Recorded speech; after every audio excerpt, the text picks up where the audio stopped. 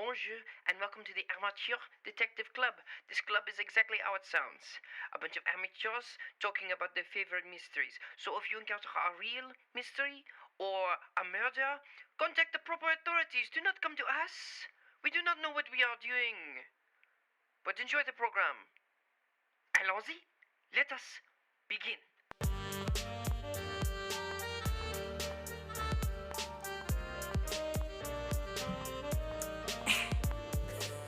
And now called this meeting of the Amateur Detective Club to order. My name is Tristan Miller, the Saucy Sleuth. I'm Melissa Meli, the spy. Today's show, brought to you by Audible. You can go to audibletrial.com/ADCpod, allegedly, and get a free audiobook. Browse the unmatched titles. Yeah, look it up. Start listening. Yeah, I don't care anymore. audibletrial.com/ADCpod. See if the link works. Let us know if the link works. Yeah, that would be the best. I can't be arsed, so please do it for me.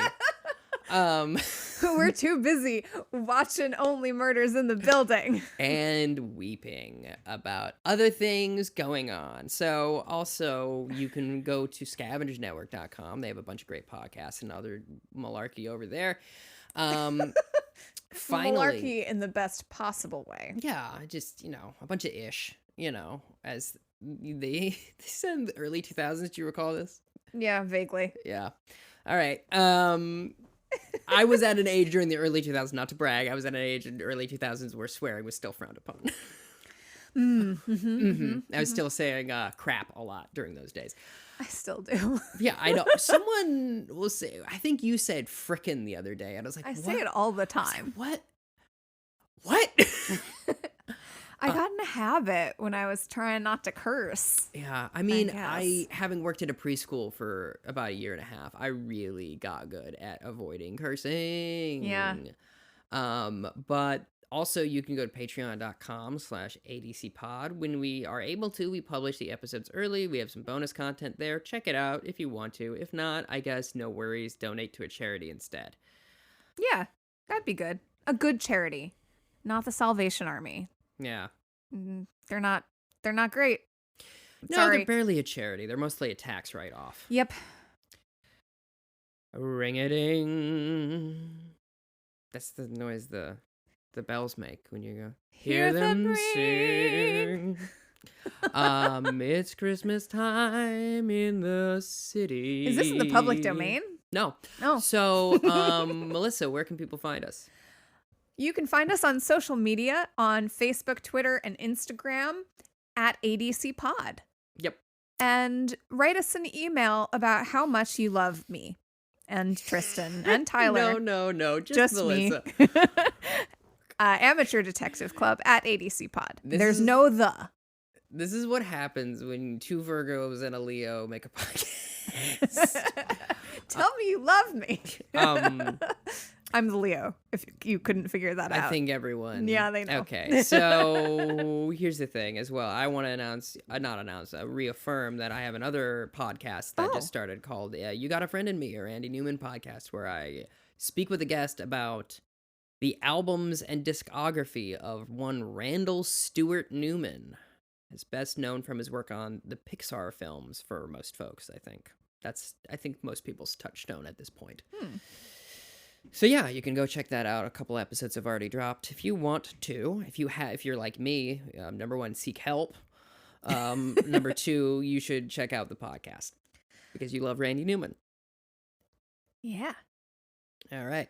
You said you wanted to talk about something on because you're renting a car. I have never rented a car before. Okay.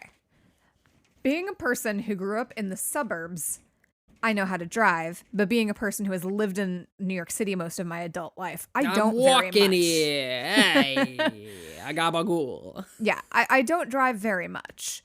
No. So I've driven a lot in rural Pennsylvania because Rich has a house out there, but it's fine. But I don't have any interest in ever driving in New York City itself. Yeah, having learned to drive here, I understand why you would choose not to. Right. But it does make me a better driver than anyone else. Yeah, no, absolutely. I just don't care. I don't care to. You shouldn't. The part I'm the most... So I'm driving to the It's a Wonderful Life festival. So here's the thing. The way you said that, it made me think of it's so wonderful. Like the way you Sure. hit the... Okay. All right. You want the moon? I give you the moon. So my friend and I are going there. We wanted to go last year, but last year was No, what? 2020. What happened? Oh, I don't know. What happened? And so it was online. We did it virtually a little bit, but we're going in person this year. Mm. And Seneca Falls, New York is the town where this takes place. And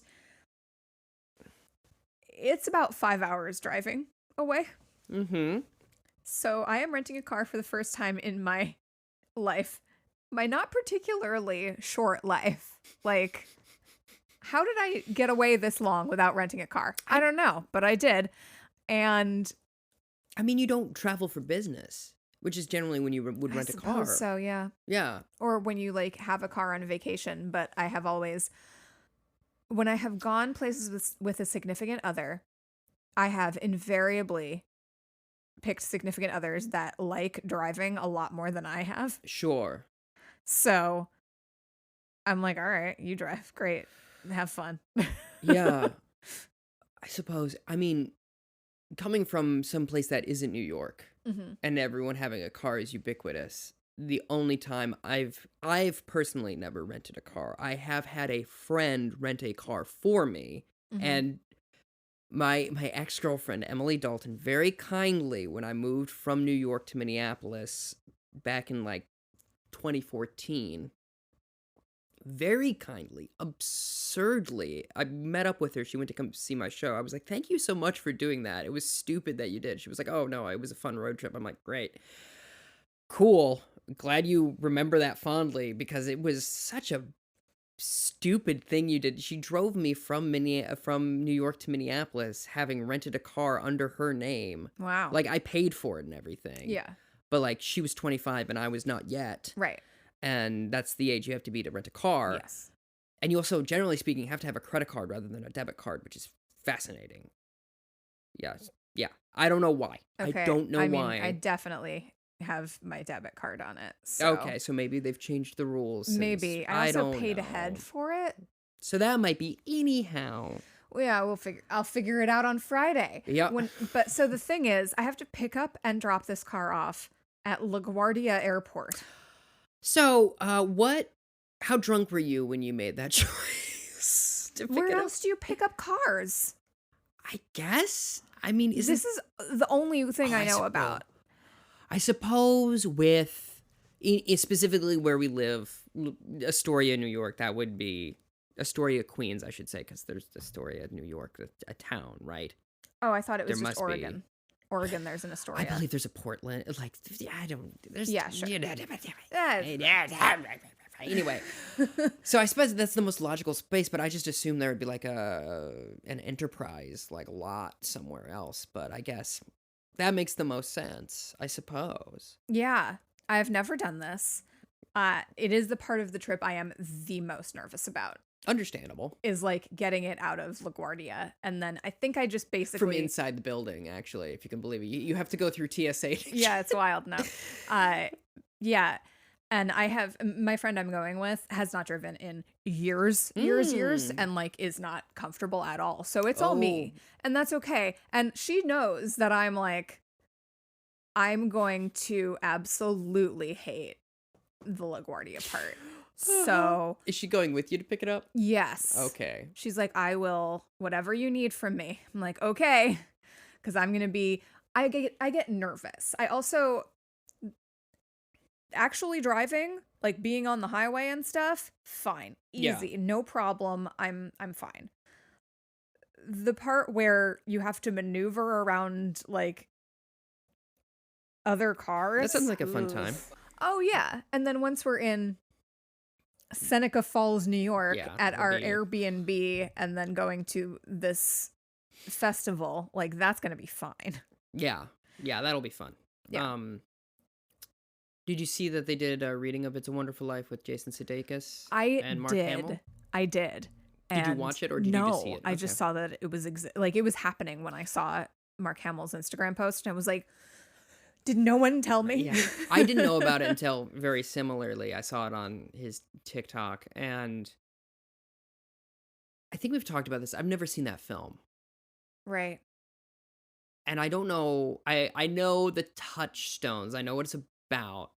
I know it's your favorite. Yeah. But I don't think I need to see it. I think if it's kind of like if it's presented to me, I will watch it, but I don't think I'm ever gonna seek it out. Right. Which is, I know, annoying to you. No, it's just, I don't think it's annoying to me. You know why it's so popular, right? Because they used to play it after the Macy's Thanksgiving Day Parade every year. And do you know why that is? The bozos at the studio forgot to put a copyright on it. Oh, yeah, that's right. Yeah. So they just could play it any damn time they felt like it before it went through. And so it was years of getting it copyrighted. I was going to say posthumously, but like after the fact. Yeah. No, it's, so my friend I'm going with, she is friends with an elf at Macy's. Okay. Sorry, the way that I was like, is your friend well? Well, okay, if you have any kids listening, make them leave the room. When they say you're friends with a character, it means you play them. Like, okay. Yeah. I Okay. comprehend. Right. And so her elf name is a name of Legolas, if you can believe it. Yep, It's that's Thranduil. it. No, it's a character from It's a Wonderful Life. So, that's fun. yeah. Someone pointed out that Lord of the Rings is absolutely a Christmas movie in as much as they came out in December and they are filled with elves. And I was like, yes, that is correct. Yeah. And people were like pushing back on that. I'm like, no, you fools. It's absolutely a Christmas film. Yeah. There's snow in the first one. Exactly. What are you talking about? Of course. But But yeah, no, she will make references to It's a Wonderful Life things, or, like haphazardly, that's not the right word, but whatever, willy-nilly. Quote the movie, and I'll turn around and be like, ha, and she's Yeah. like, I love that you get what I'm saying. I'm like, That's I That's love very that you nice. make these jokes because there's like two people I can do this with. Yeah, all I know is the plot and do you want the moon, Mary? That's all I know. That's all I know about it. And I almost feel like whatever movie I have in my head has got to be better than what it actually, because I've not known it for so long. Similarly with like E.T., I've seen only some clips. So whatever it is in my mind is, I would almost prefer it. I see what you're saying.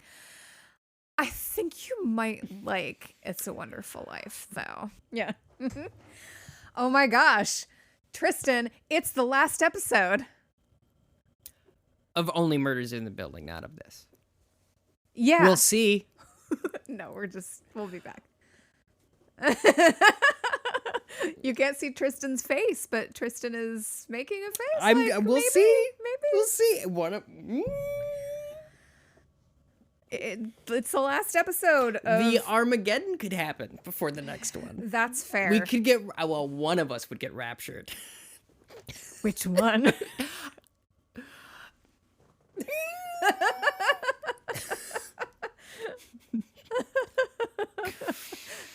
So it's the last episode of Only Murders She Wrote in the Building.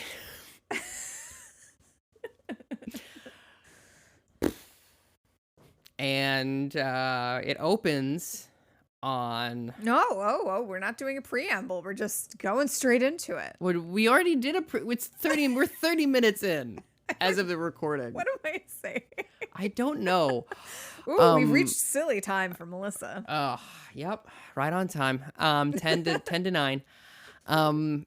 So we open on A voiceover. a voiceover, right. And this was, I thought, a very good choice. Yes. And it's Tim Konos talking. Mhm. And he's in the elevator. He's like, I was only in the elevator for 38 seconds with these fools, but, Essentially.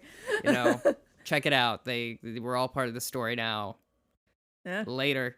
And then it immediately, it was a little jarring because I was expecting more of Tim. Yeah. And I have a feeling that more was originally written, but due to constraints because of the global health crisis, they had to reshoot some things. Possibly.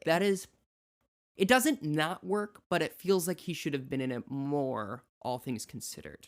Okay, yeah.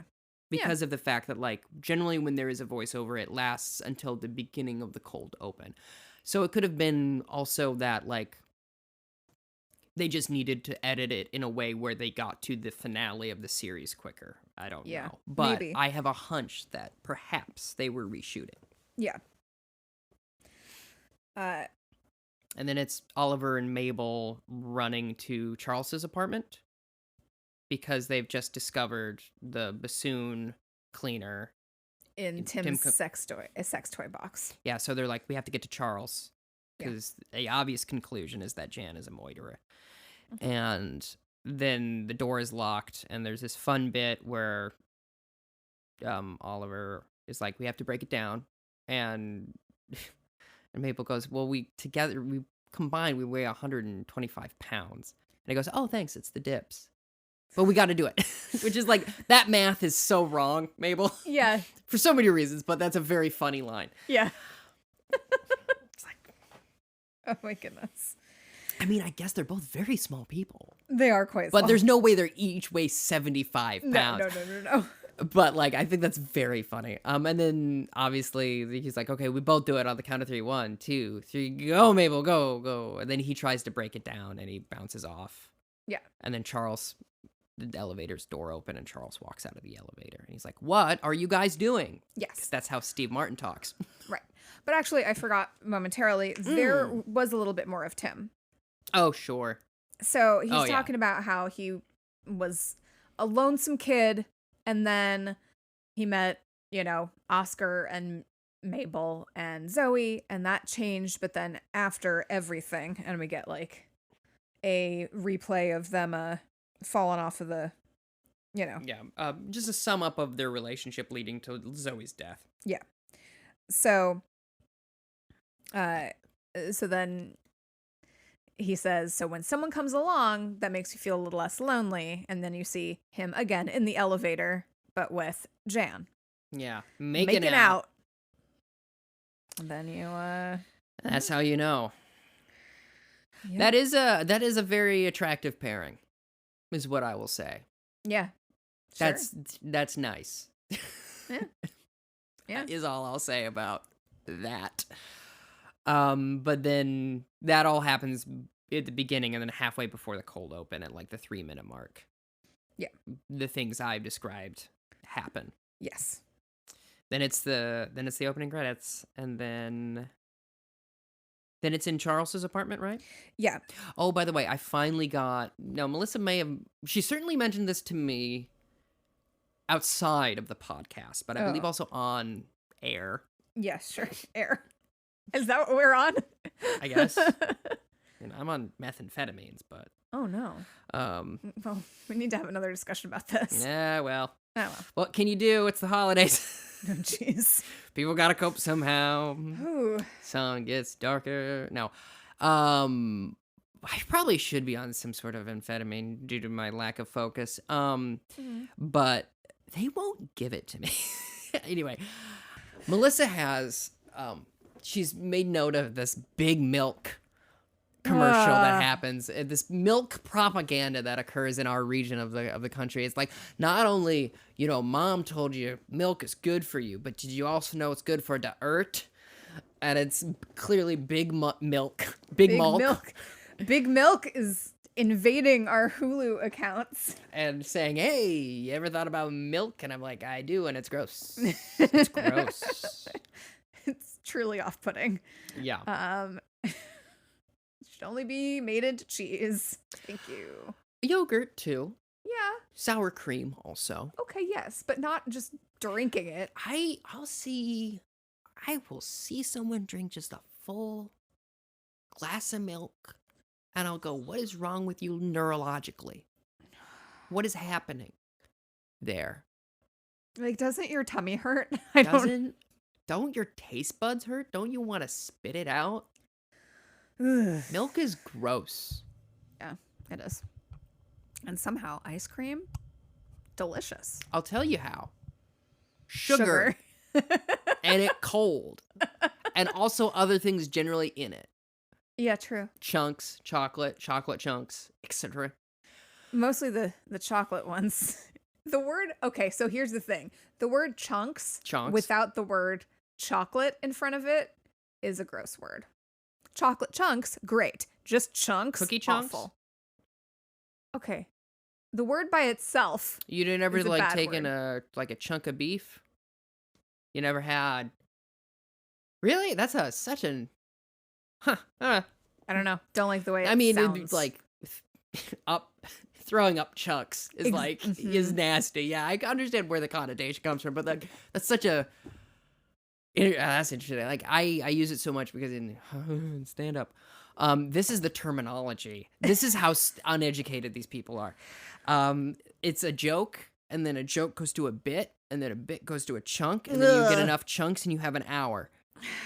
And none of that makes sense. That unit of measurement is bad and obtuse and completely subjective. Yeah. And we really need... Chuck is... I don't like beef chuck. That sounds weird to me. Because it's like, that's the stuff you chuckle. It's beef. Miscellaneous beef. Great name for a rock band. Anyway, what happens? So yes, they're in Charles's apartment. Oliver and Mabel are there, and they're trying to convince him that it was Jan. And so basically they're like, listen, they're actually being pretty sweet. Really, yeah. This is not like the razzing that they were doing to her before. Yeah, and I think that's absolutely congruent with their characters of like, it's serious. She could kill you. Right. And particularly Mabel is being really sympathetic. Like, she looks very sincere, sad that she has to break this to him. Yeah, she's like, it sucks. Because also she was very encouraging of them in the beginning, if you recall. Yeah. And it's also actually we do get a lot of comedy in this episode. We do. And it gets really dark, but it's also like they keep up the comedy in a way that is sustainable throughout this entire thing, which is really impressive, actually. Yeah, it's really nice. That was one of my actually concerns going into this, is that they would forget what they... And I have other thoughts about it. I personally don't think there was enough gags, but we'll get into it. Sure. Later on. But yes. But that being said, there are a lot of gags in this, and we'll describe some events that will make people go, Tristan, how is that not enough gag? Yeah, because it also does get extremely serious. It also gets extremely stupid in some very fun places. Yeah, exactly. But yeah, like the stakes are very high. Like it is literal life and death in this episode. Yeah. So yes. And they're trying to tell Charles that Tim and Jan were having an affair. Yeah. And okay, so here's something. You are right to say affair, but that does imply that one of them is married. Yeah, as soon as I said that. It's like an affair to remember. Yes, obviously. You can have a romantic affair with but that they were in, so the way Mabel says it was some sort of romantic thing with Tim. And then Oliver just comes right out and says... They're stooping. In different words. Yep. And he says, I'm sorry, but we're recording this and we have to... Keep up the pace. All right. Yeah. So... And that is something when they're running to get Charles, Oliver goes, oh, this is such a... Mabel, this will be such a good finale. And she goes, he could be dying right now. Yeah. It's like, yes, and obviously that's very serious, essentially. But yeah. So they're talking about, it's like, well, Jan was stabbed. And it's like, okay, yeah. But he says, I've had worse injuries shucking oysters. Yeah. Which is like, fair enough. It's very hard. Very difficult. I've never shucked an oyster. I've never eaten an oyster. I look at those little guys and I go, no, thank you. I go, I don't like to be sneezed in. Thanks. They look like mucus. Icky. Yeah, they're delicious. But yeah, the texture is a thing. Okay. I've had fried oysters, and that's fine because Yeah. they got a crunch to them. But I still prefer like calamari. Like, it's superior in every way. However, there's a line in a musical, which you're familiar with. You say oysters and I say ersters. Have you ever heard someone say erster? Never. I had to look it up because it bothered me so much. Okay. And apparently, it is a play on how people in like Massachusetts say it. Oh, okay. Oysters. You got some oysters? Oysters? I Yeah, don't even, like, or like that's- Maine, those coastal Yeah. parts that actually do the fishing. have them. Yeah. They're like right there. Yeah. They're just adjacent. They're oyster adjacent. Oyster Bay, if you would. Yeah, absolutely. Yeah. No, the trick to eating oysters that are not fried is that basically you just take one and eat the whole thing at one time. Yeah, you do it like a shot. Yeah. And to which I also say, much to people who do shots, then you're consuming it for the effect, not the pleasure of eating it. Well, it kind of is the pleasure of eating it, though. It's just a very particular kind of thing. I can't imagine a world where I would take pleasure in such a thing. I'm sorry. That's okay. It's just a different way of enjoying a food. Mhm. And, then they're all like dressed up with some fancy toppings. Bow ties. Like, that's what I had in my mind, which is quite cute. And also Alice in Wonderland. Yeah. What a sad story that one is. With the walrus and the oysters. Where he raises the oysters, their baby oysters, and then he eats all of them. Do you not recall this? No. Oh, it's very weird. Okay. The moral is grown-ups will take advantage of you. Don't trust strangers. Well, that's a good lesson. Yeah, but it is a deeply disturbing.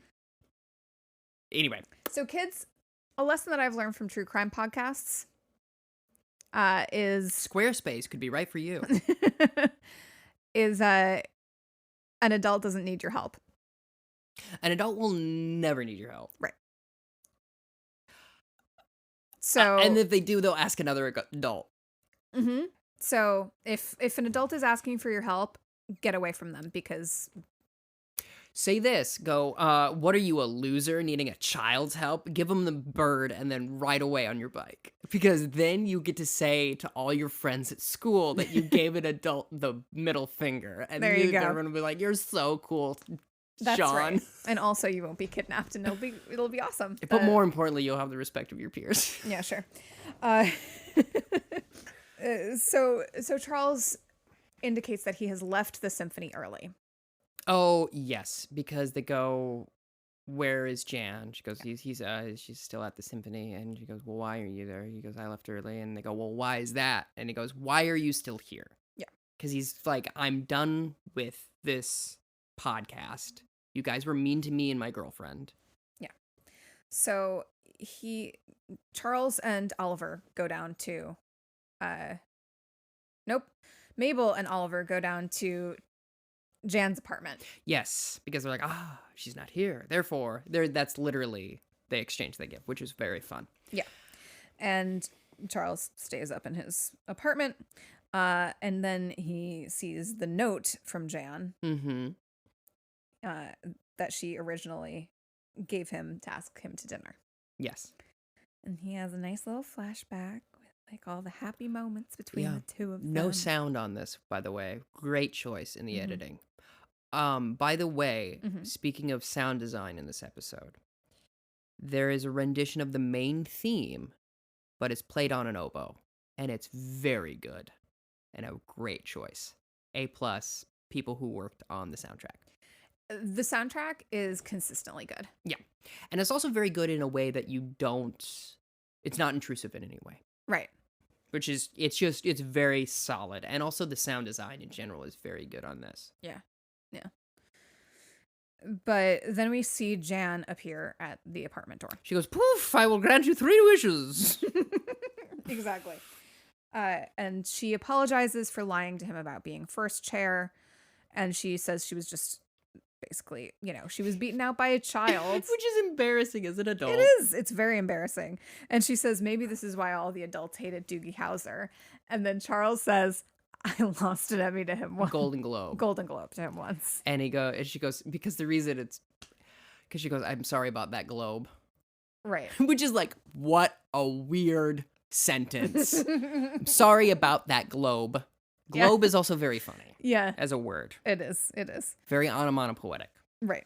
She goes, also, I'm sorry for lying. Yeah. And Charles goes, come on in. Yeah. Exactly.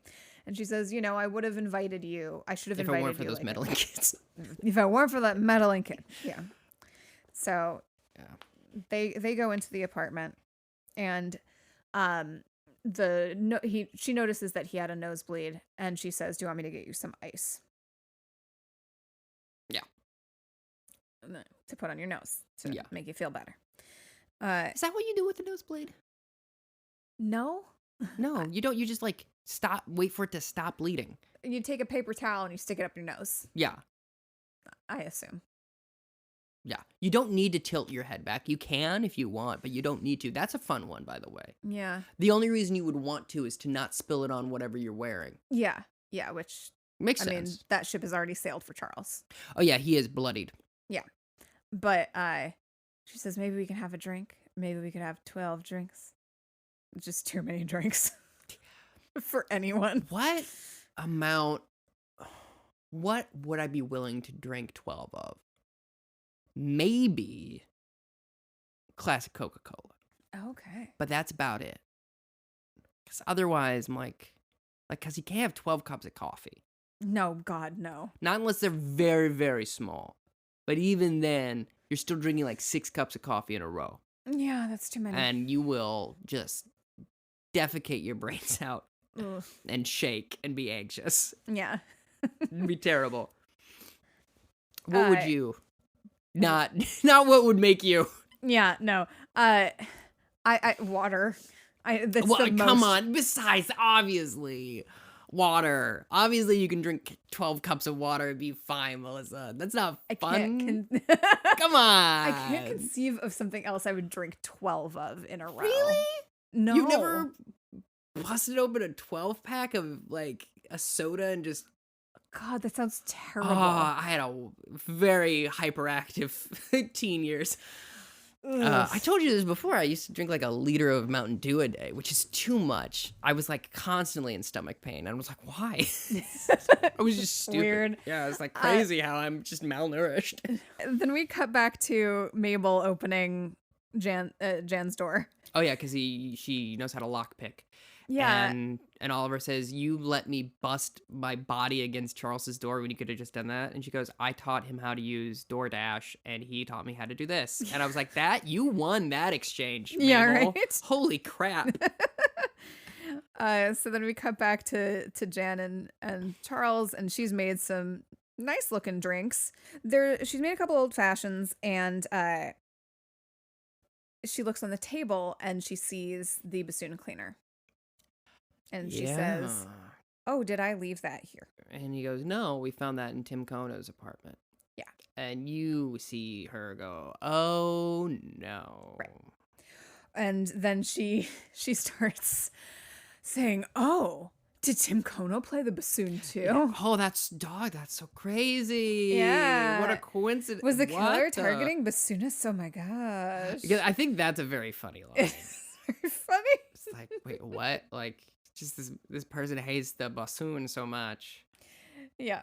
And so Charles actually tries to change the subject. Can we not talk about Tim Kono right now? Mm-hmm. She's very amenable to this. She's being very pleasant. And he starts telling her, I really am falling in love with you.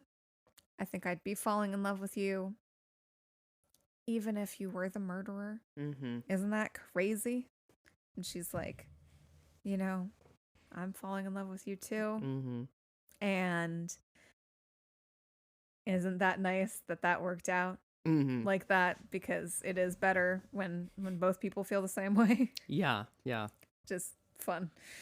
Then we come back to Jan's apartment and they talk about like, this doesn't exactly scream killer, does it? No, because it's very pleasant. Yeah. It's like just like wallpaper. There sure is. And like, it's like pink, right? Right. It's like cute. It's not, it's not particularly like, we don't have like kittens and yeah, it's not whatnot. it's what's the Harry Potter character? Dolores Umbridge. Yeah, it's not Umbridge-y, but No. it is like something like your aunt would have. Right. It's very feminine. And Therefore worse. no, but like it seems like a wholesome person lives there or whatever. And I would make the strong argument that Jan is pretty wholesome, actually. Yeah. Yep.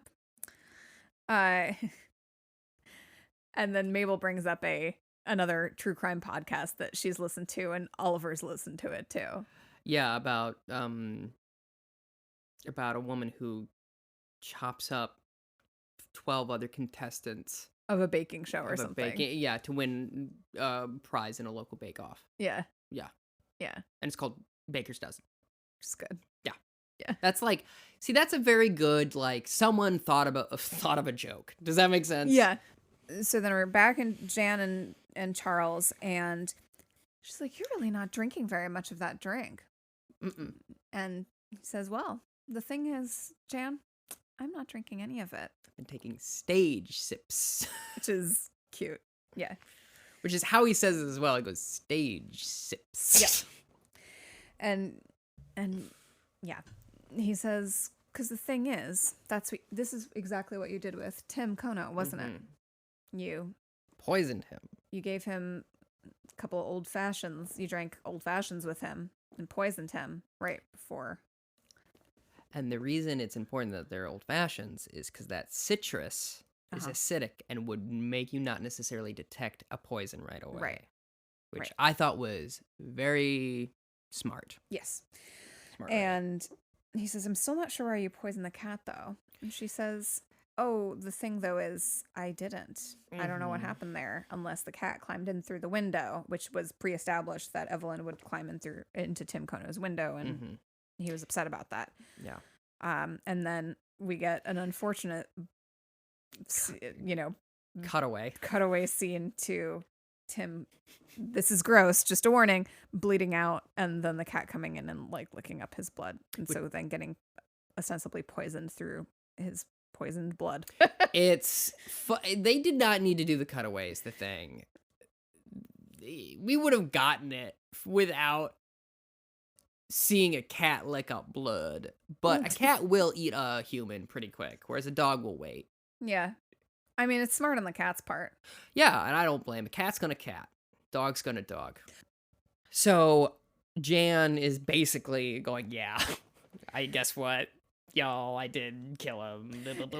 She's like, "I'm so glad that we don't have to beat around the bush anymore. Yeah. And this is so hot." Yeah. Oh. Which is like, okay. Literally horny for murder, I guess. Yes. And meanwhile, Oscar and Oliver and Mabel are going through What Jen's did I say drawers. you shouldn't name? All right. So if you're just listening to this episode, why are you starting with the finale? But also, Melissa and I had an argument 2 episodes in when Oscar is introduced that you should name a character with the same first letter of the name. It's confusing, and you have made that mistake more than once. I know. So, but yeah. So you're right, I guess. Thank you. I've never been wrong. It's never That's been. the natural leap to go to. So Mabel. Well, okay. So here's the thing. If you think about it, the only thing that's happening right now is this moment. Oh. What is before or after this? So therefore, you literally looked at your watch. Fantastic. You love to have someone look at your watch when you're talking about metaphysics. Am I right, folks? Which also, here's the thing.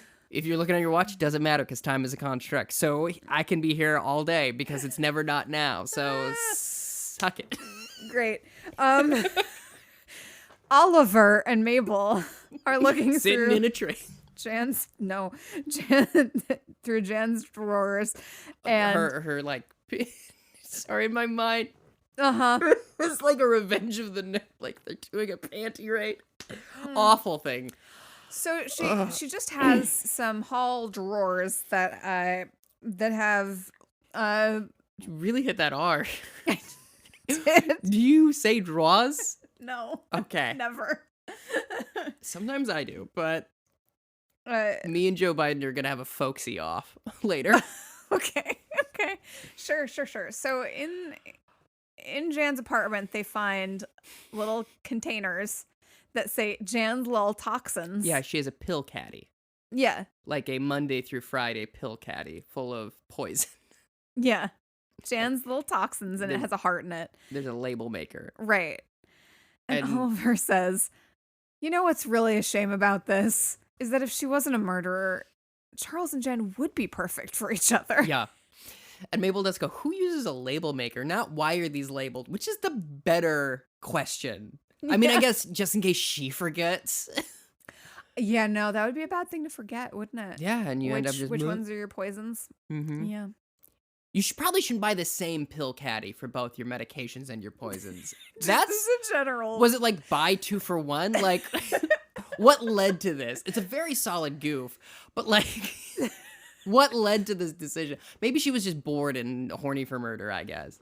Yeah, I mean, you never know what's going to happen when you've got some poisons in a label maker.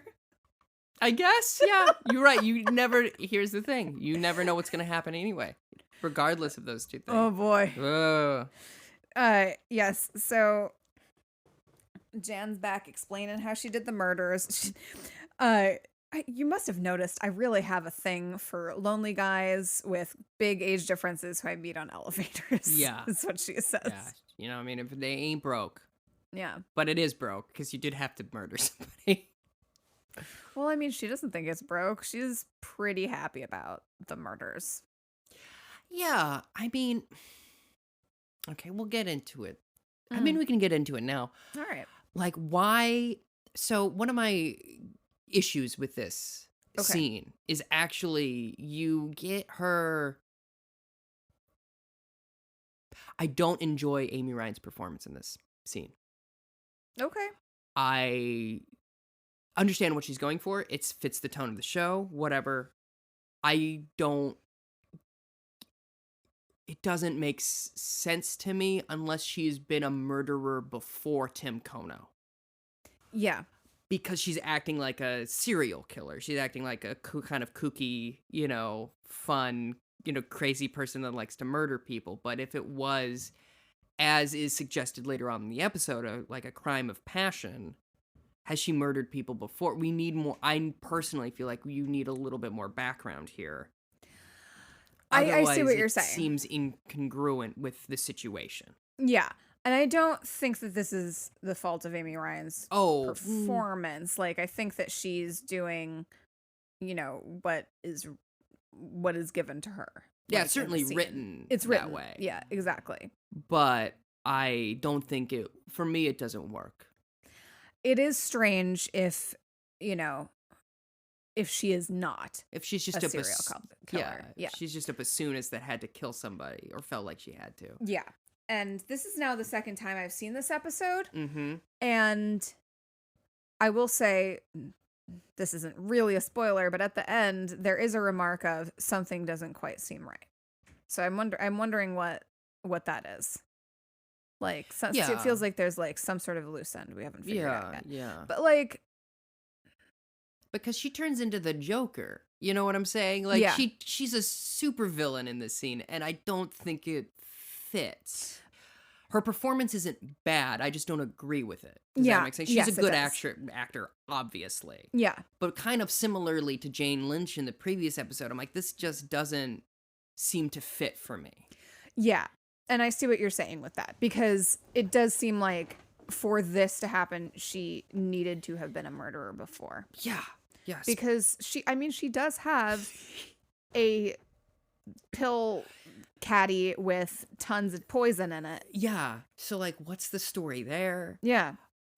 Actually, I say like she turned to the Joker. That's not what it reminds me of. Is her performance does remind me of Ian McDiarmid in Star Wars Episode 3, Revenge of the Sith, where he's finally Palpatine. Like, he's finally Darth Sidious. And he's like, I'm gonna be as evil as I can. Yeah. It reads like that to me, specifically because the show, up until these last 2 episodes, while being silly, have been so grounded in what New York is actually like. Yeah. And in real life. Yeah. And then these 2 characters kind of get big in a way that I don't know why rings off key Yeah, I do see what you're saying. Okay. Um, Good. I'm glad because I was like, I wonder how Melissa's gonna feel about this. no, yeah, and I think that like having this discussion really helps me put my finger on it Mm-hmm. because, like, just to skip to the end, like I still really like this show. Think it's super strong. Yeah. Like it does not, I'm not off put by the ending so much that I didn't like it. Mm-hmm. But like there was something about this, and it wasn't the fact that Jan was the murderer that made me that was unsettling. It was like kind of how they got there. Yeah. It's a weird. It feels incongruous to a lot of what they've set up. Yeah, it does.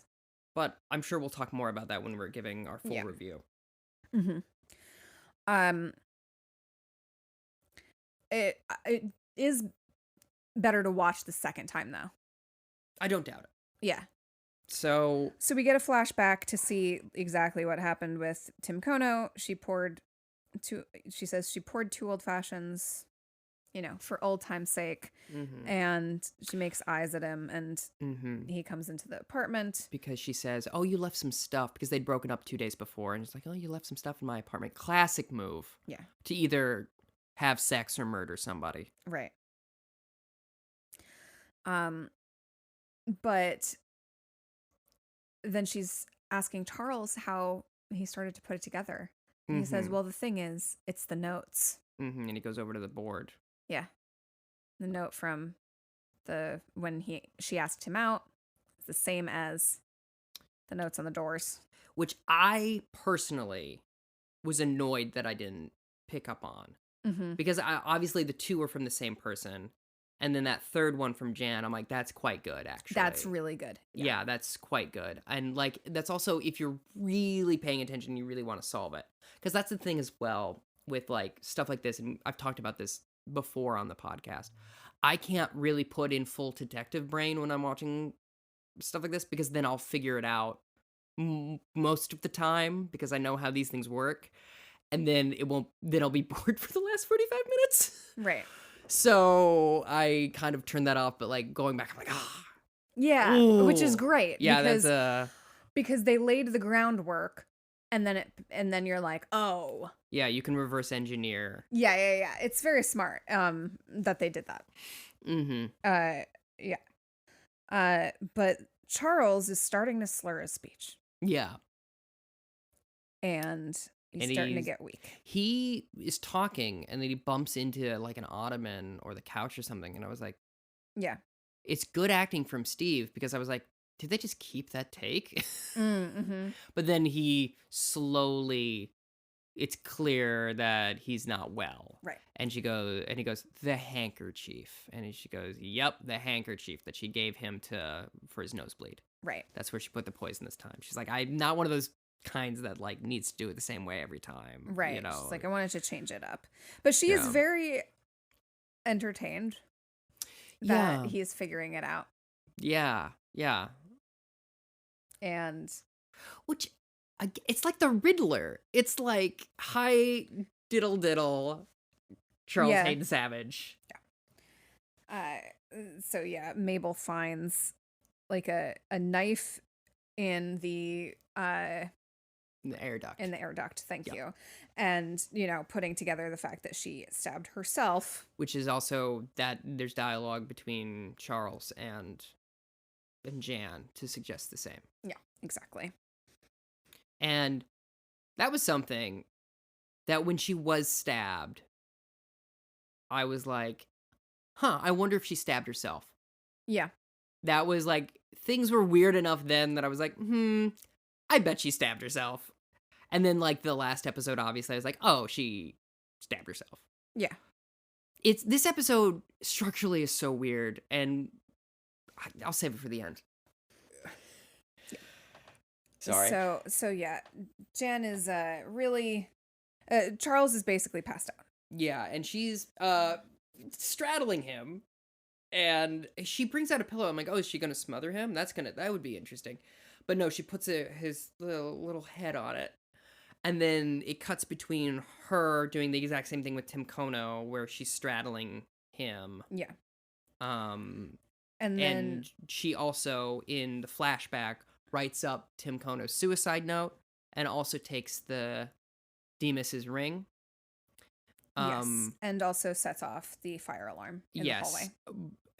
Yes, before she does these other things. Before she murders him. And then also places the gun in his hand and makes it look like a suicide. Right. Left hand, what is it? Tyler, if you're listening, you're gonna hate that I'm fumbling this. Gun in my left hand must be a suicide, I believe is the lyric that he always says. So yeah, she says that she found the emerald ring and thought, oh, it must have been for someone else. Yeah, she thought that it was cheating on her. Yeah. Because of this ring. And that's why she killed him. Yeah. Which she goes, ironic that, sad that it was needless, but here we are. Yeah. Yeah. Which, again, does suggest that she's not remorseful at all. No.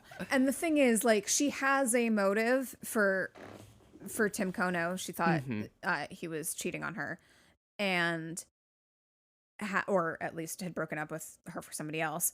And of course, her motive with Charles is that he figured out that she's a murderer. Yeah. But like, she is taking glee in this. She's gleeful. Yeah. She also has a weird line of dialogue that she goes, that's, very triggering for me about something or another. Oh, about like him cheating, right? Right. Yeah. Like, how I hate to come in second. Yeah.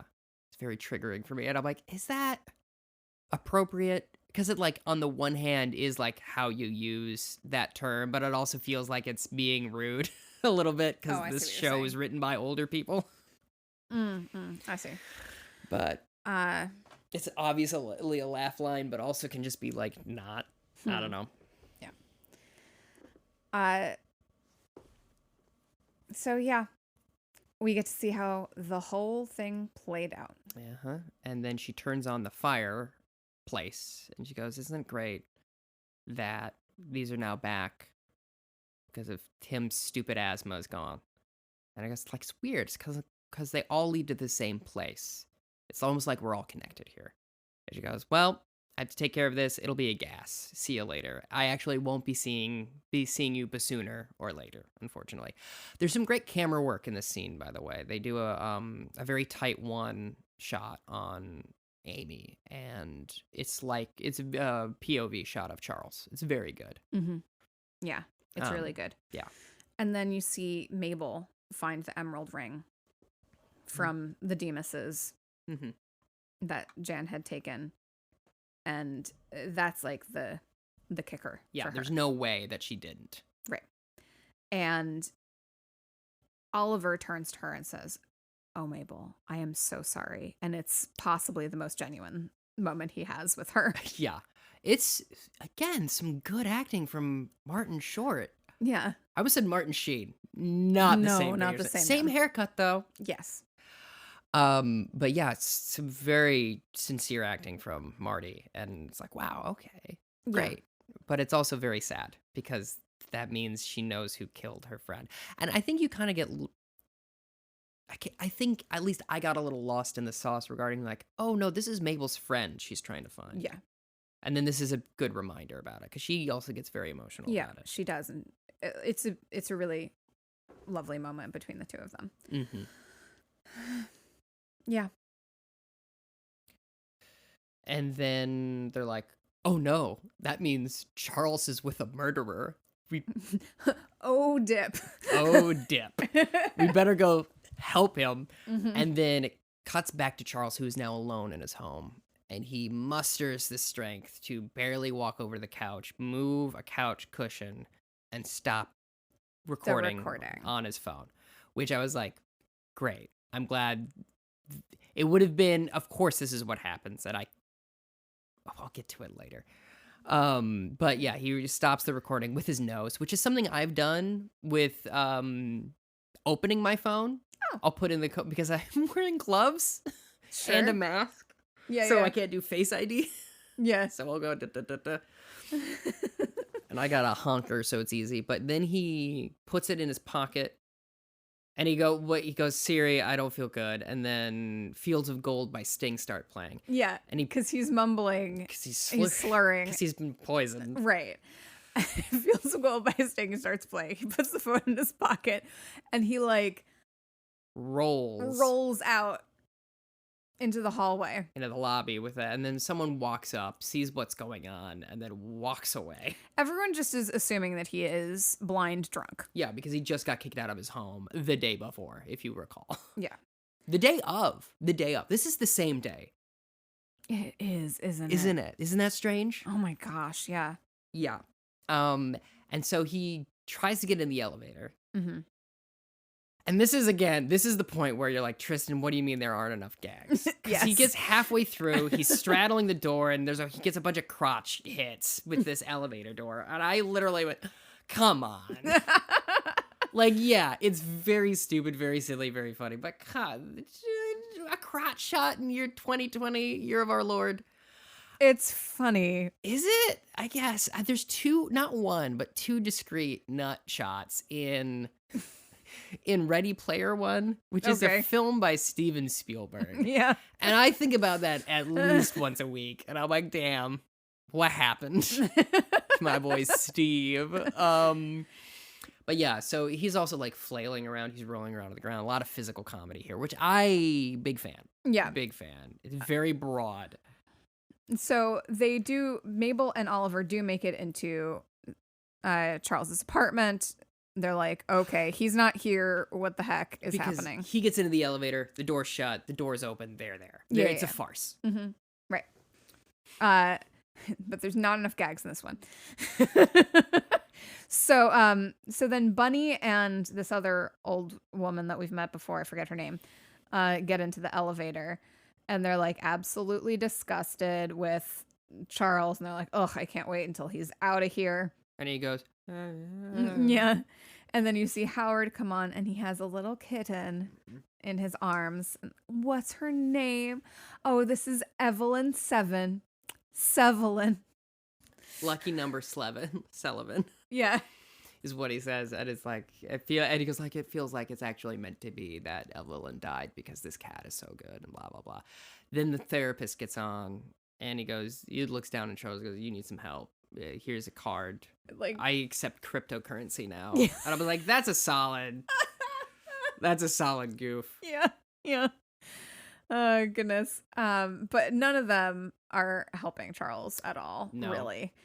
Then they get down to the lobby. And Charles rolls out, but then the doorman, whose name I cannot recall. Right. They're like, take care of Charles. And he sends Charles back up.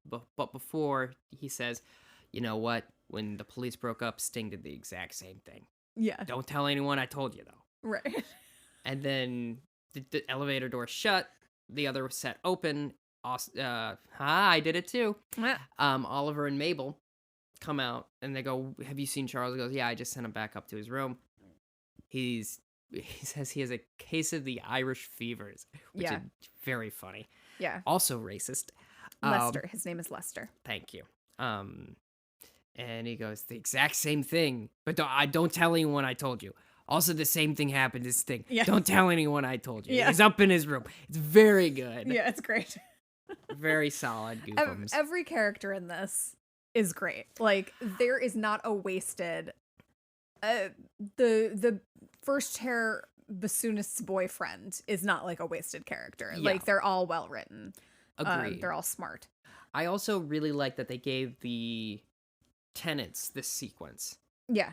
Because it does remind, of kind of what's at stake here. Yeah. And then also, like, that there are, like, it's nice that they gave, like you were saying, no one's wasted, which is very good. Yeah. Which could easily happen with something like this, specifically at a finale. Yeah, absolutely. So they find Charles in the hallway upstairs on the 14th floor where he lives. And they're like, okay, get him as much milk as possible. It absorbs toxins. And they like pour gut milk, I think. Yeah, it's gut milk. And then Oliver says, oh, and I can urinate on him. And she goes, I think that's for jellyfish. Yeah. And it is. And also, that doesn't work. I don't think. I've never been. Stung by a jelly? You never... or piddled on? Right. I've never had to be peed on by another human being. So far. So far. I mean... Life is long, we hope. Aren't you an aunt? Yeah. Of a little one? Yeah. So it very well could happen. Mm-hmm. I've definitely been pissed on by a kid when I was working at the preschool. Unpleasant. Specifically, that's not remotely my kid. Yeah, no, that's true. You don't have the forgiveness. So when I go over and take care of my friends' children, I should not wear clothes I like. No. Okay. No, you should wear like sweats that you don't care about. Or that can be easily laundered. Sure, I mean, yeah.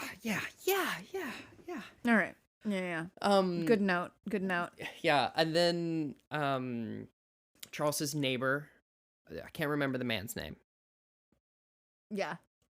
He comes out and goes, "Hey, I feel lightheaded. Does it feel like I'm sorry. There's a sequence of events here.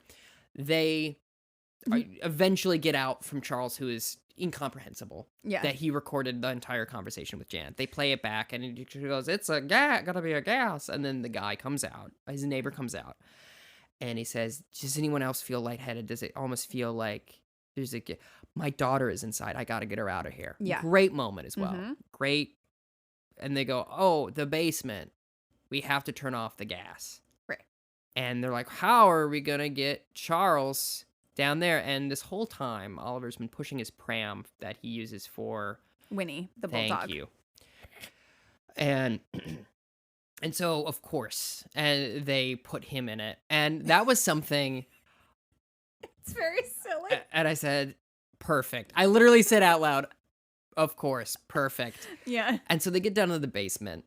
And Charles is yelling about the thing with the thing because they don't Oliver know how. is Yeah. yelling. Yeah. Who did I say? Charles can't talk. Charles can't talk. Oliver can and does a lot. And yeah, he's telling Mabel, we have to connect the thing to the thing that's not supposed to be connected. And she's like, what are you talking about? Yeah.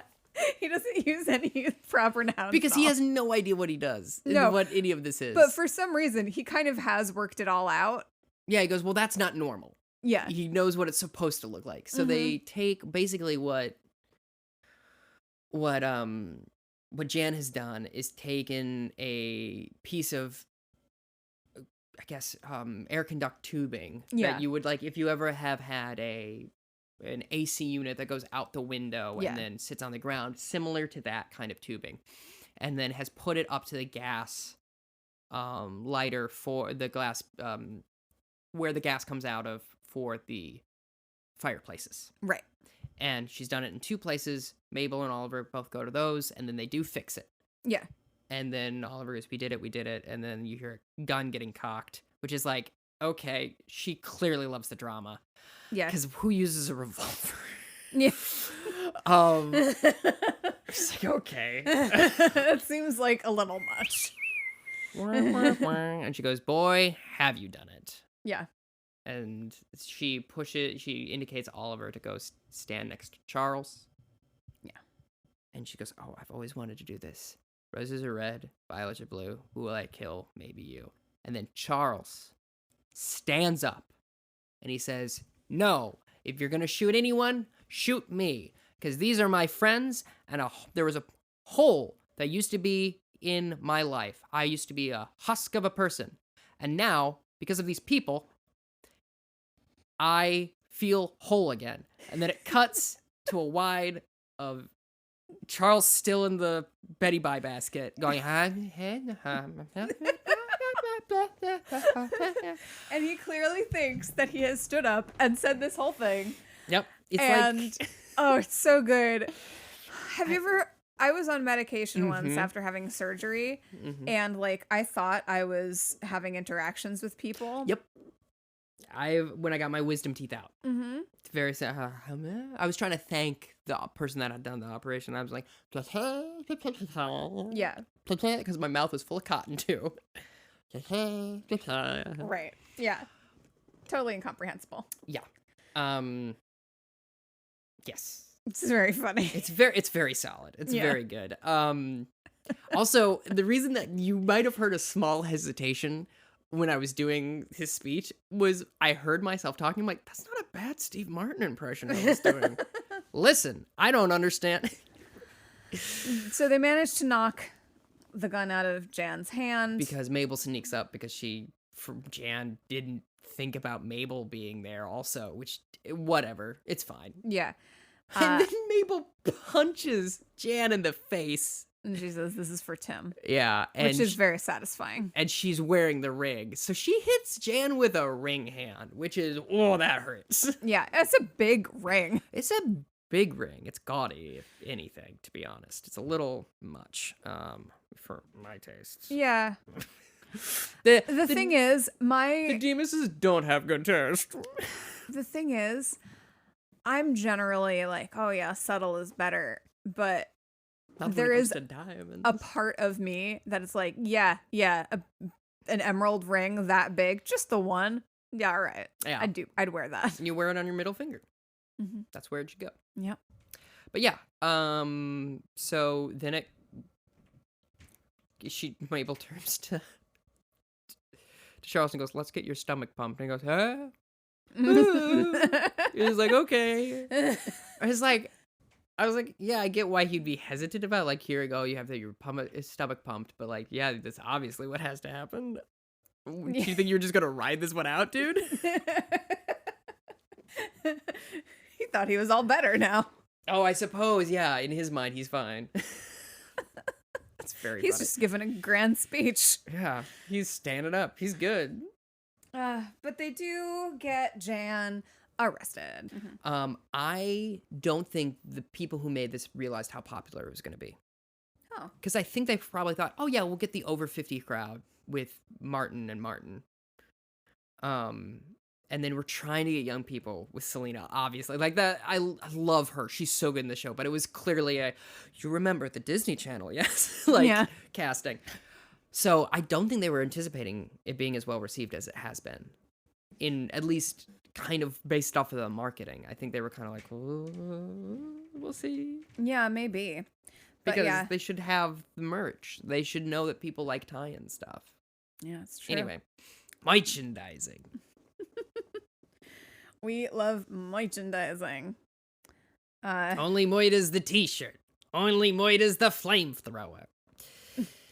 Anyway, so she's arrested and being put into the police car. And we see Charles getting put into an ambulance, and Bunny tells Oliver, there's been a reverse in sentiment at the Arconia. You can just say it, Bunny. Welcome back, you sexy thing. Yeah. And she says, I'll get you sooner or later. And then Mabel goes, hey, Bunny, you're now the most hated person, you ratty old bitch. Cranky, but yeah. Yeah. It's and then she smiles, and I think it's one of the few times we see her smile. Yeah. I'm like, oh, what a lovely smile Selena Gomez. I wish we would see it more. I don't hate to be a person telling a woman to smile more, which she doesn't need to, but it's nice when it happens. Sure. It blesses us all. Yes. What a cutie patootie. Yeah. So then we see a sequence where Oliver's son, brings Winnie back. Mm-hmm. She's all better. Is it his name William? Yeah. His name is William, and then it's Winnie. Because again, the double, I was like, why? Whatever. And he says, here's some money for your next project. And Oliver says, I don't want it. Yeah, which, great. We tie up that. And so he says, I would love to have a hug, though. An awkward hug instead. Yeah. And they do. And there's like, oh, wasn't that awkward? That was, in fact, very nice. And then Oliver goes, do you want to hear about what happened? And he goes, yeah, actually. That sounds really interesting. Yeah. Which is very sweet. It's a very sweet moment. Right. So it is sweet. And he, sits down and has a conversation with his dad. Like he couldn't at the beginning because of how awkward it was. And the bulldog was adorable.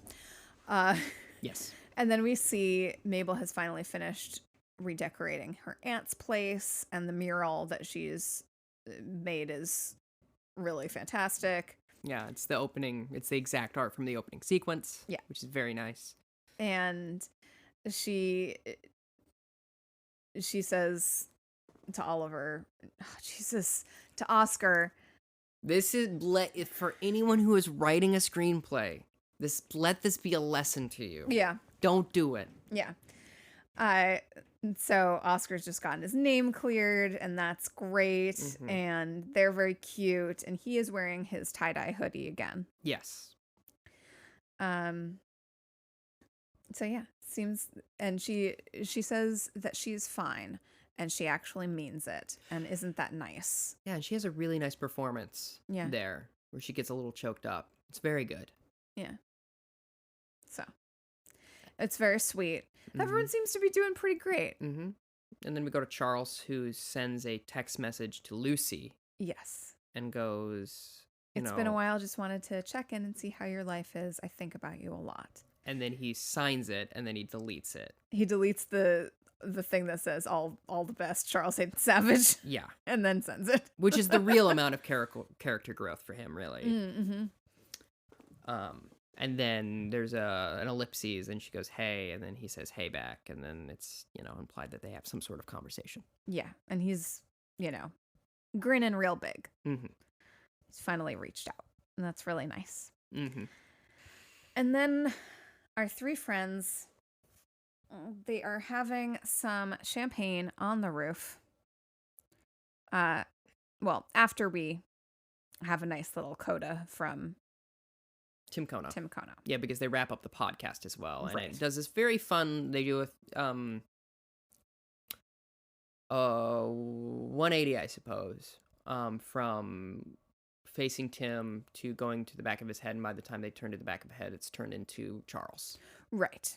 Who is then actually delivering the actual ending of the podcast. Right. Going, we started with a question, who was Tim Kono? It turns out we all were. Which is he was the friends we made along the way, which is fine. Yeah. And Oliver goes, that's the best performance you ever get, and no notes. And she goes, oh, so I can finally put voice actor on my resume? Let's not get ahead of ourselves. Yeah. It's very fun. It is. It's really fun. And Mabel is wearing a white turtleneck and a cute little plaid skirt. Yep. It's great. She was in some boots at the beginning of this episode that were weird. Okay. I didn't notice the boots. Yeah, it's fine. They just clearly had a really big heel on them, so she was moving in a way that she normally does. I was like, interesting. Okay. So That's they go onto the roof. She's still wearing the ring. Yeah, as well she should. Yeah. They don't want to give it back to the Demises. Oh yeah, they're in jail anyway. Even though it is their property. Listen, they're in jail. Who cares? They murdered a person. Yeah, right. Well, I guess kind of manslaughter. Anyway. So yeah.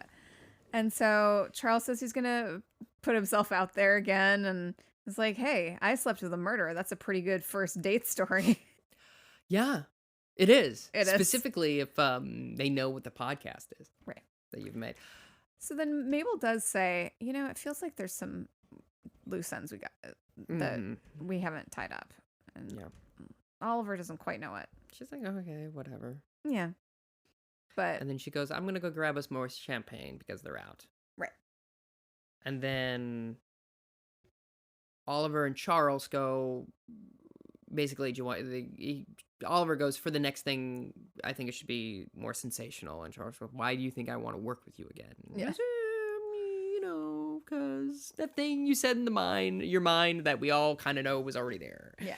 And then they go, okay. And then they make plans. And she goes, do you want me to be your bestie? And he goes, what are we, 14? Yeah. Which is the correct response when you don't understand slang anymore. Yeah. In my opinion. It's like, don't, just let it go, people. Yeah. Ugh. Hey, let me tell you. Ugh. So they're gonna hang out. But there's sirens coming from down below. And helicopters. Yeah. And then they both get a text message, get out of the building now, with 3 exclamation points, and they don't know whose number it is. And they're like, okay, this is scary, but we got to get Mabel. Yep. And then the sequence from the first episode begins, where they're running down the stairs going, we have to go get her. And Charles does go, you would leave her. She's like, yes, I would. And I'm like, yeah, that's why I'm saying we need to go get her. Yeah. So they go in and they see Mabel. And she says, it's not what you think. She's covered. Her white turtleneck is covered in blood. There's a tie-dye hoodie. Right. You know, a body in a tie-dye hoodie that she's cradling. And then the body rolls over. And it's Bunny. Yeah. She's wearing the Only Murders in the Building merch tie-dye hoodie. Mm-hmm. And she has been stabbed with Mabel's knitting needle. And that is what Oliver says. Is that your knitting needle? She goes, yeah. And she says, I walked in here and she just stumbled in. Mm-hmm. So then there's a knock at the door and a SWAT team, which seems a little much for this situation. yeah. So they are cuffed, brought out, and everyone in the building is staring at them. Mm-hmm. And the detective is right there. And she says, don't say a word. Yeah. And they have to pass by everybody. And Oscar's there too. And then all of their fans, all in the merch. And here's the thing. Mm-hmm. The look on the young boy's face and the woman's face, perfect. Because they are so thrilled Yeah. of what's happening. They're not like, oh, I'm so disappointed. They're like, this will be so interesting to hear about on the podcast, which is so fun. Yes. And then you see Tina Fey's character. What is her name? I forgot. Tina Fey. Right. So it's famous podcaster. And her assistant says, on only murderers in the building. Mm-hmm. And then She goes, that's good. I wrote that. yeah. And then they're carted away in a police car, our three heroes. Yep. And then there's a little bit of a like fade out with some credits, and then there's a little post-credit sequence with Tina Fey going, seriously, I wrote that. If you say that you did it at all, you will be you'll be stocking the NPR break room with, I don't know, what is that seltzer for seltzers for the rest of your life. Yeah. You know. And then it actually cuts to credits. Yep. And that's it. Yep. Okay. You go first. No, I was gonna ask you to go first. Too late. Okay. Are we rating the whole series now? Let's start with this episode. Okay. So this episode is good. No, it is. It's good. It's not great. Mm-hmm. As we were talking about earlier, the whole thing with Jan seems a little funny. Like there's something weird about it. Like her motivation. Yeah. Which And might be expounded upon next season. We don't know. We don't know.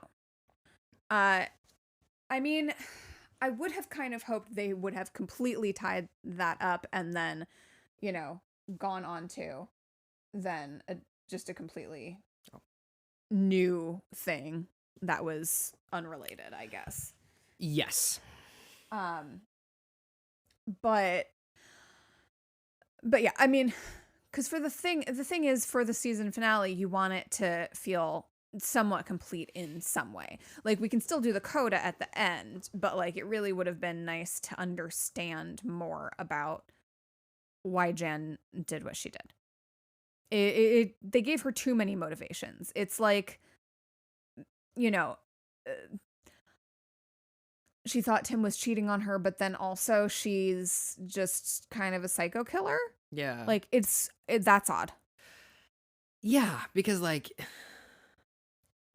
we were saying before, like she shows no remorse whatsoever. Whereas if it is a crime of passion, like you would think there would be something there. Yeah.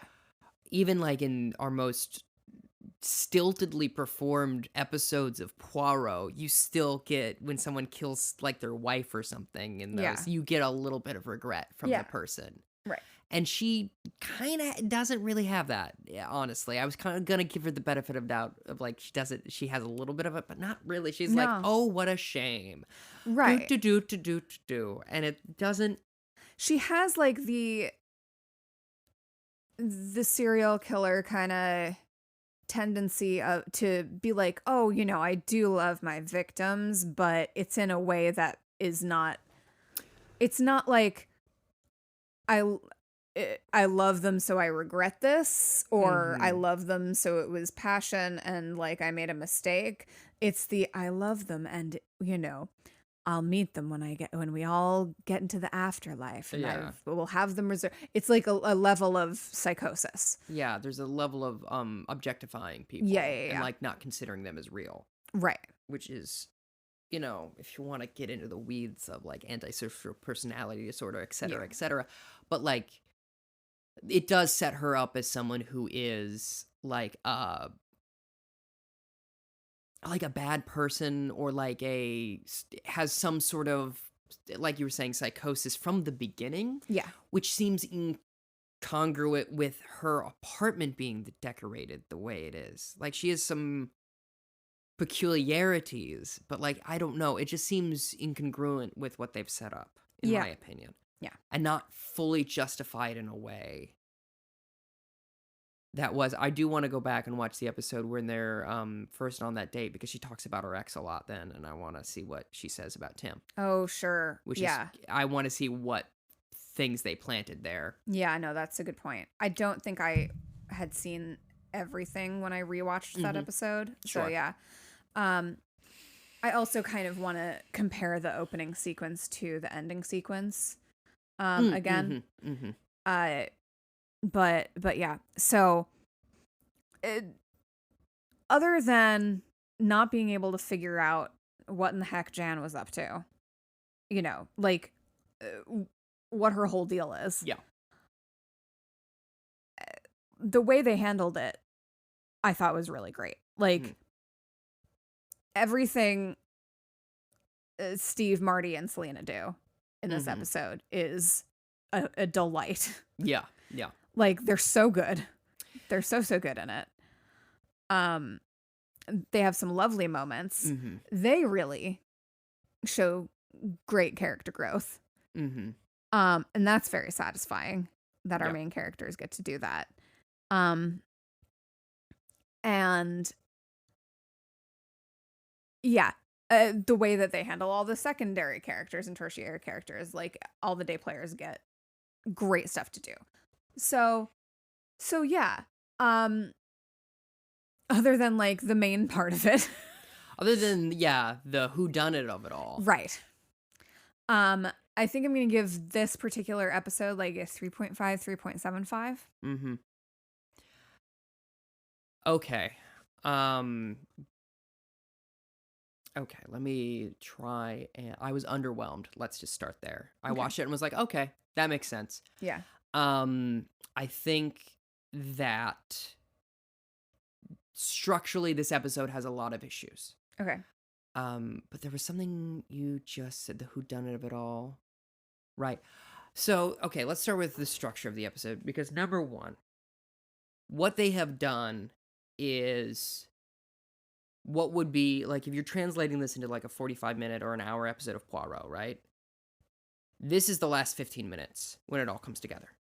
So this is the parlor reveal. And last week was also the parlor reveal. So they've spliced that in two. And so they've really, the momentum from last episode is they really try to pick it up right away.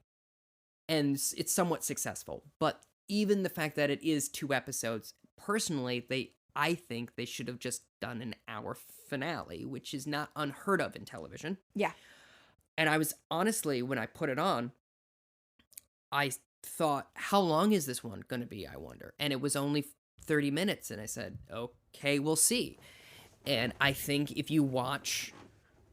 they were to have done that, this would have been more successful in what it's trying to do. So structurally, I think it's weird. Yeah. Because it also, if you had given yourself an hour, you probably could have led up to more of the stuff with Jan at the end. That you would have given yourself breathing room. Even if they had ended it the way they had last episode and then had another hour. Yeah. They could have filled it out a little bit more. And it's not as though, I mean, unless Hulu, like, unless it was in their deal. Right. Like, it's not like they couldn't have, in my estimation. Yeah. Unless, I guess, the pandemic, like, they were already shooting through the pandemic, let's be honest. Like, they could have made it happen. Anyway, it's fine. For what they did, it's good. It's not, by any stretch of the imagination, a bad episode of a TV show. Right. I said there weren't enough gags, I take it back. And the thing I was afraid of, and I was very happy with, was that I was afraid that they were going to forget it's a comedy. Right. Because they kind of do that a little bit here and there. Even though last week's episode, Double Time, is very goofy. Oh, a little too much, like we discussed. And there's some very broad humor in the show, but for whatever reason, these last 2 episodes don't seem perfectly congruent with everything else they've set up. Like I said, the camera works really good. The soundtrack's really great. The sound design's really great. The costumes, like all the technical points of these were very, very good. I think, like we were talking about, Jan doesn't work for me. She comes across very strangely. And again, like we were kind of talking about with Jane Lynch, like her performance isn't bad per se. It just, to me, seems incongruent with what was going on. And it just doesn't work. She's a very good actress, and does what she's doing, she does very well. I just don't agree with it. Yeah. I think all of the physical comedy from Steve, absolutely delightful. Yeah. You don't see a lot of people rolling around on the ground in shows anymore. And you know me, I'm all for that. I think there are a lot of really good, genuine moments between Marty and Selena as well. And I will say this. I love that they let Charles be the one to solve it.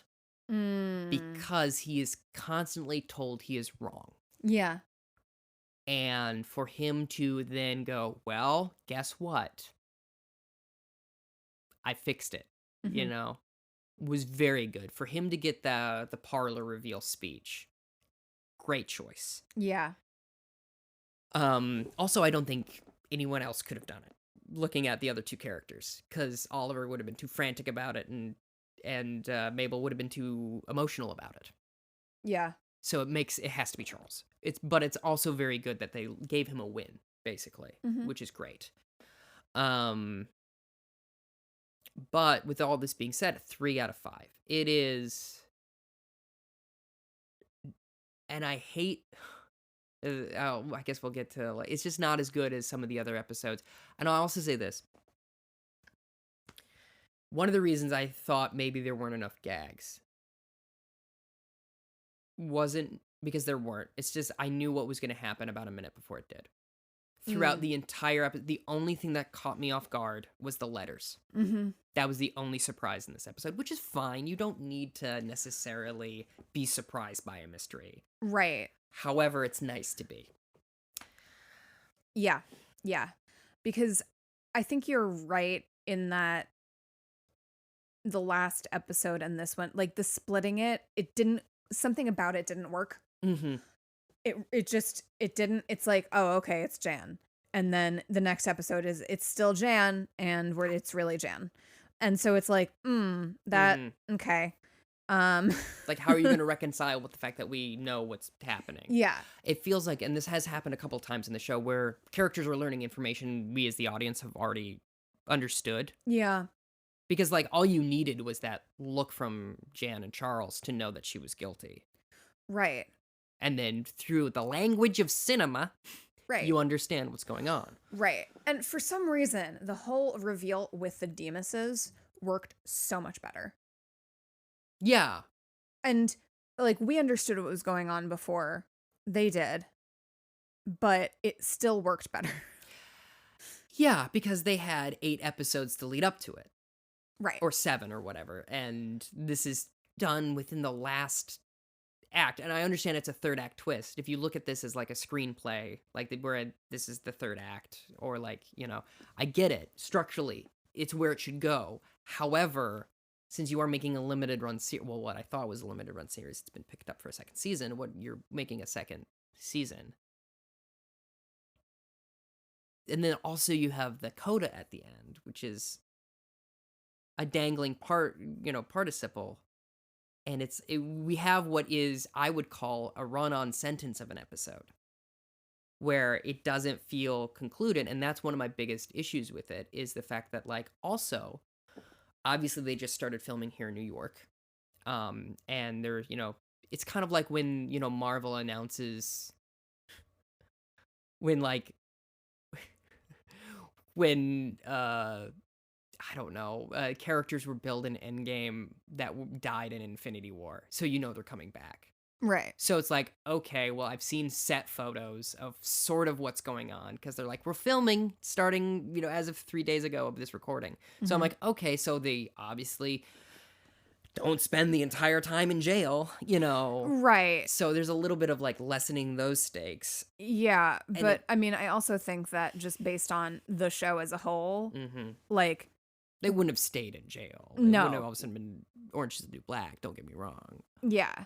But, like, it just felt clearly like they were setting up for a season 2. And I don't much care for that, personally. That is a personal gripe of mine when a movie or a season of television feels like there's a clear setup for a season 2. I'm happy that there's going to be a second season. This is a very good show, and I'm sure we're going to talk about it. But there wasn't the satisfaction of like, yes. And now everything's done. And then, I wonder what they're going to do for season 2. You know what I mean? Yeah, I do. I mean, I don't mind the coda. I actually just a quick thing, because they set it up to make it look like it's going to be Oliver. Jeez, Oscar, because of the tie-dye sweatshirt. Yeah. I was literally confused because you said the wrong name. I know. Do you want to take it again? Yeah. So they set it up, obviously, to make it look like it was going to be Oscar that died. Yes. Like, even in episode 1. Like, if you remember that scene with the person in the tie-dye hoodie, and then, you know, you connect that Oscar is tie-dye guy, you're going to think that Oscar dies at the end of this, which I thought was really interesting. Yeah. But, you know, then they do finally, at the end, reveal that it's someone else, because they've created merch, because everything's has tie-dye hoodie, which is fun. That was just, I thought, a really interesting little seed that they planted. But like, I don't mind a coda personally. I don't. But we're talking about taste here. Yeah. I think it was a bit much to have them led away in cuffs, though. Yes, I agree. If they had just left it at them walking in and then finding out it was Bunny, I thought that would have been a much more interesting. Yes. End it there. I agree with that. I'll take it one step further. Okay. Have it end exactly where it began. It's not what you think. Credits. And then you're like, oh, what the hell is going to happen next season? Right. What is happening? Right. But then you still are like, wait, was that Oscar? Yeah. Or is it someone now in the merch? Yeah, then you have a year of speculation. Yeah. Which is, I love that. Again, also, though, I love the endings to Twin Peaks, because you're like, what is that? Yeah. What? And I think that would have been such a stronger ending. And then also like a nice callback, and it would have been a nice parenthetical. And then even if you only had this season, it would have still felt more self-contained. Yeah. And that's, I guess, like, I think it was just a bit much, specifically when you could have used that airtime to flush out Jan more. Right. That is it. It would have been a better coda if we had just not had them. You could do it either way. Yeah. Just have Bunny revealed or not. Mm-hmm. But like either way, it would have been more interesting than having them led away in cuffs. You can have them led away in cuffs at the beginning of the next season, which is great because then it's like in the second act of a 3-act, your heroes are in trouble. Right. Because then we spend the first, and I assume that the first episode of the second season is going to be them figuring out how to get the heck out of jail. Yes. So fine. But like, we could have done that all in the first, Yep. And do an hour-long premiere and then do an hour-long finale. Like, yeah. But no, it felt like 8 episodes of mostly really well constructed TV. Mm-hmm. And then 2 episodes of, oops, we ran out of time. Yes. It was either should have been 1 episode or should have been 4. Yeah. Yeah. And yeah, I agree. Or and, like maybe a shorter episode and then, 1 hour finale. Yeah. I agree. I think what it comes down to is a structural issue with this episode not working as well as it could. Mm-hmm. Like, and that's the thing. Again, when we were talking about last week, we're being so nitpicky because the rest of the series is so good. And I think that's a great transition to talk about the series as a whole. And I think it's unfortunate that the 2 weakest episodes are the last 2. Yeah. And it does, and then I kind of go back to how I felt about the series as a whole, and it is diminishing returns. I think that's such a strong pilot. I think the second episode is so good. You have all this momentum leading up specifically to the Demuses, and then it's a run-on sentence, which is unfortunate because the show is very good, and I am happy that it's going to be, it's gotten renewed and all this. But it is, I don't know, it's just unfortunate that's the way I feel about it, Yeah. Yeah, no, I absolutely feel the same way. Mm-hmm. And I had like a little bit of a, oh, okay, at the end when I watched the last 2 episodes. Mm-hmm. It's like, all right, I guess we're doing this. Yeah. I will say this, as far as like, again, structure goes for like classic murder mysteries, they do, it's Scooby-Doo. They establish a character that seems unlikely within the first half of the first act. Yeah. And then it pays off and they're the murderer. Yeah, it's classic Agatha. To reiterate, I do not mind that it was Jan. Mm-mm. I just mind like what they did with the way they presented it, because like I don't understand the profile of this murderer. Yes, I agree. And this is where you get an advantage to having someone like Poirot or Columbo even. You get a detective who can explain in a post-arrest sequence, yes, this is exactly why they did this and that and that. Whereas if you have it from the perspective of the murderer, who is a non-reliable narrator, it gets muddled. Right. Like, why does Jan have so much poison? Because it does seem like she's a serial killer. Yes. Why is she willing to stab herself? Why is she... she's like clearly an unwell person. Yeah. And the thing is, she either had to, with all of this being said, she either had to have killed somebody before, or like killed Tim Kono and then figured out she loved it. Which is, I think, what she's playing at, but it's never explicit. Right. Because even when she's like, oh, this is so hot, like you get that idea that it's thrilling for her. Right. But it seems... She never says it explicitly, and I'm dumb, and I need things spelled out a little bit. Yeah. But, yeah. As a whole, though, the series is good, and I would recommend it.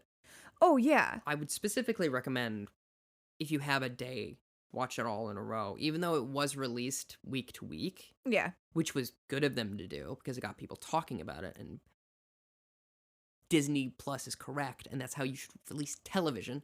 Yeah. Don't get me started. Unless it is, and this is again a limited run series. Right. I think if you go like for example, I guess Halston is a miniseries. Yeah. All of it goes once. That makes sense. Right. Something like this, if it's a, episodic, please do it week to week, because otherwise anyway. Yeah. um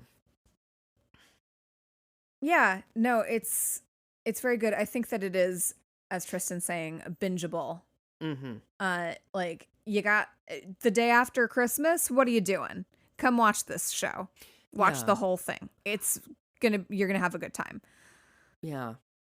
Every episode is like, there's good in all the episodes, and we do pick it apart so much because there's so much good about it that when they mess up something, it's like, what are you doing? Yeah. It's like a little it's like when you have a really good employee and then all of a sudden they start slacking off and you're like, what?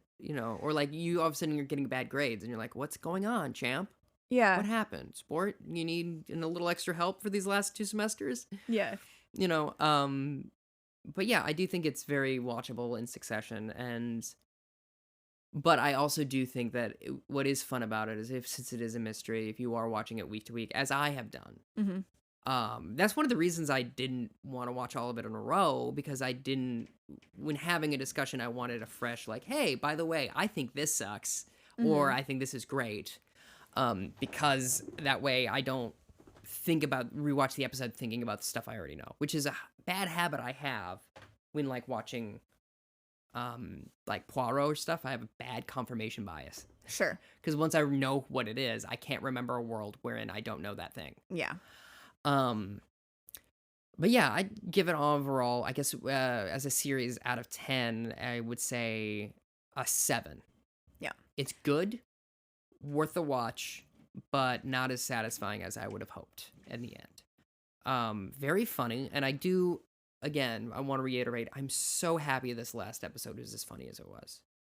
My only issue is that I knew when all the jokes were going to happen and what jokes they were, and I also knew what plot beats were going to happen. Because when he's like, okay, you poisoned the glasses, I'm like, well, now that you've said it, it can't be true. And then when when she walks out, I'm like, he clearly has been recording this whole time. And, like, I just knew exactly, because, again, we knew it was Jan, so I knew exactly what was going to happen in this episode. Right. And so it was like, why do I have to watch 30 minutes to know what I could have put together in 15? Yeah. Yeah, I'm going to give it an 8 out of 10. Similar reasons. But, yeah, it's very funny. And also just the monologue in this last episode, Steve's monologue that he thinks he's saying when he is not. So good. That did catch me off guard. That was a surprise. I did not realize that I was like, oh, is he okay? Oh. And it was so funny and so sweet good. And cute. And like, Steve Martin is still Steve Martin. Like, and it's great. It's so good. But yeah, I that one, again, it was one of those, that did surprise me, and it did get a big laugh out of me, but it was also like, I was like, this doesn't make sense. Right. It's like, now wait a minute. Okay, so now, like, about 5 seconds before it happened, I was like, oh, okay. Which is like, this is, as someone who, has taken Steve Martin's masterclass about writing comedy, so maybe I have a little bit more insight into Steve's creative process. Sure. Of, like, I come from that point of view, so I'm a little bit more savvy to that. But also, it's a good show, I think. It is. It's and really... I liked how funny it was at the end. I was really worried that they were going to take it too seriously. Right. No, it was very funny. And I mean, nut shots in this episode. Yep.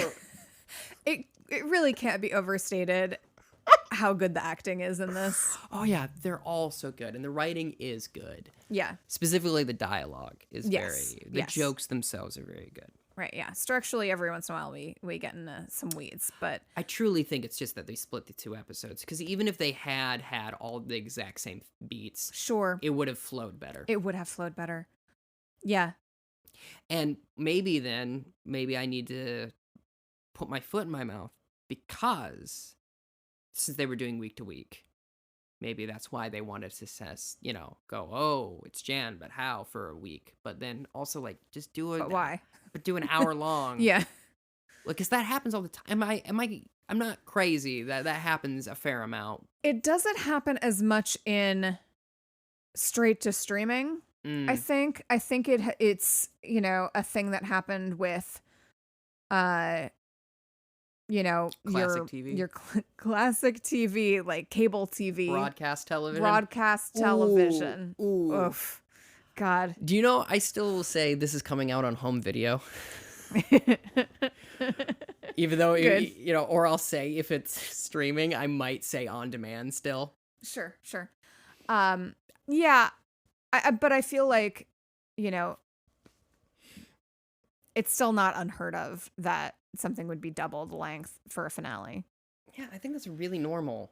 Yeah. There's also some streaming shows that they'll just be like, I don't know, this one's 45 minutes and this one's an hour and a half. Is all over the place. Yeah.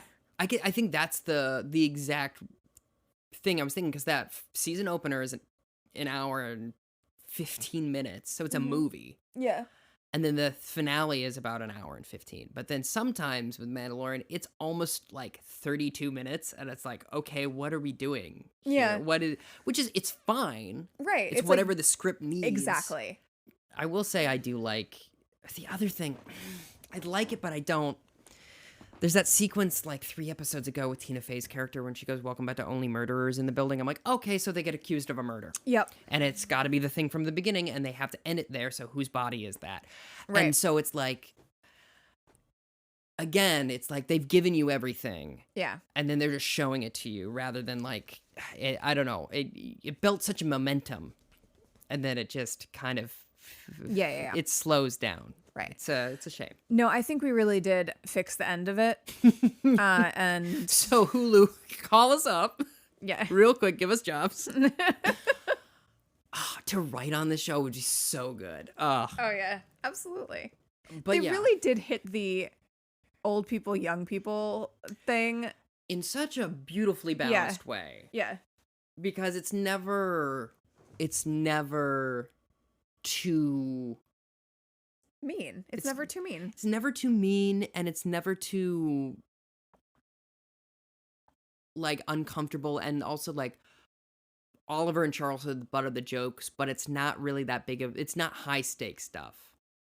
I like it overall. I hope this second season really builds on what they have here. I think it's a very strong foundation. I now call this meeting of the Amateur Detective Club to a close. Thank you so much for listening to us talk about Only Murders in the Building. We're figuring out what we're going to do next. I think it might be Sherlock Gnomes.